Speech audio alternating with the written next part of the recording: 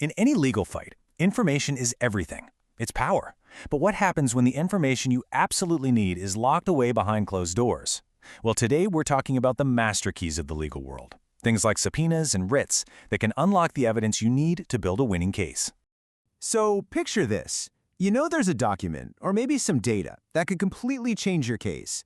It could prove you're right, but it's just out of your reach. The people who have it simply won't give it to you. You've asked, maybe you've sent official-looking letters, and nothing. You've hit a total brick wall. So what now? You know, this happens all the time. You've used all the basic tools to gather your facts, what the lawyers call initial discovery, but you've still got huge gaps. The most important pieces of the puzzle are still missing, and honestly, the trail's gone cold. For instance, maybe you need to look at something inside a bank's vault to prove a point about finances. But the bank, they're just not having it. They cite their policies and say, nope, sorry. The doors are literally locked, and your case just grinds to a halt. Or maybe it's not a thing, but a person. There's someone who saw it all happen, who knows the one thing you need to prove, but they just refuse to talk. They won't cooperate. And you can't exactly force them to share what they know, right? And sometimes, let's be real, the evidence is hidden on purpose. The source material has a great metaphor for this. You can't just go search under someone's mattress for a hidden document. Private places are, private.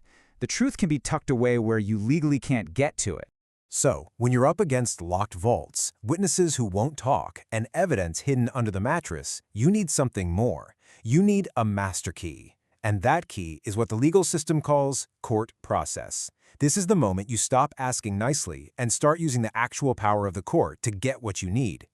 So what exactly is court process? Well, think of it like this. It's you formally going to the court and asking for help. You explain the situation to a judge, and if you make a good case, the court issues a seriously powerful order. These orders, you've probably heard of a subpoena, which compels a witness, or a writ, which commands an action. They legally force people and institutions to cooperate. And the power of these orders is, well, it's kind of staggering. A judge can order someone to have a medical exam to check on an injury claim. A judge can force that same bank to open its vault for you to inspect. They can grant you access to information that is normally 100% private. The court's authority can go places you could never go on your own. But, and this is a big but, the court doesn't just hand out these master keys like candy. You can't just go on a vague fishing expedition. There's a price for using this kind of power, and that price is proving that what you're looking for is genuinely important and relevant to your case. Okay, this phrase right here is the golden ticket. It's the legal standard you have to meet. Whatever you're asking for, you have to show the judge that it is reasonably calculated to lead to the discovery of admissible evidence. Now, I know that sounds like a bunch of legal jargon, so let's break down what it actually means. In plain English, it just means the information you're trying to get has to matter. It needs to be connected to the main questions in your case. You have to be able to draw a straight line for the judge, from the secret evidence you want to how it's going to help you prove your point and win. And this is a really important distinction you have to get. Look at the chart.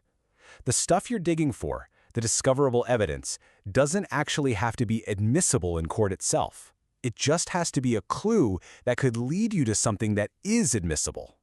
So for example, someone's private diary might not be allowed in front of a jury, but it could name another witness whose testimony is pure gold. You see the difference? Now, just a quick heads up here, and this comes straight from the source material. Get ready for the other side to get this rule wrong, maybe even on purpose. They might say, oh, you can't have that, it's not admissible. Don't fall for it. You need to know the actual rule so you can set the record straight for the judge. All right, so we've covered the what and the how, but now let's talk about the why. Because learning how to use these tools isn't just about finding clues, it's about getting a massive, almost unfair advantage. It's like having a pretrial superpower that can help you win the whole thing before you even step inside a courtroom. Just take a second and really read that quote. Let that sink in. This is probably the most important takeaway of all. Anything you could possibly need for a trial, any document, any object, anything, you have the power and the tools to get your hands on it before the trial ever starts. There should be zero surprises. And don't forget, these special court orders are just one piece of a much larger toolkit. In total, there are 5 major discovery tools you have at your disposal, and they're all designed to do one thing: help you build a bulletproof case and create that winning record way ahead of time. What this all boils down to is total and complete preparation. When you use these tools the right way, You can walk into that courtroom knowing every single fact, having already questioned every single witness, and holding every single piece of evidence.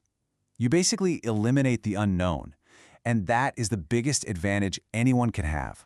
So I'll leave you with this final thought. These tools aren't some secret thing just for lawyers. They're fundamental rules of the game designed to get to the truth. They give you the power to build your entire case, to get it all locked down before the big event even kicks off. So the real question is, if you have the power to win your case before the trial even begins, why on earth wouldn't you?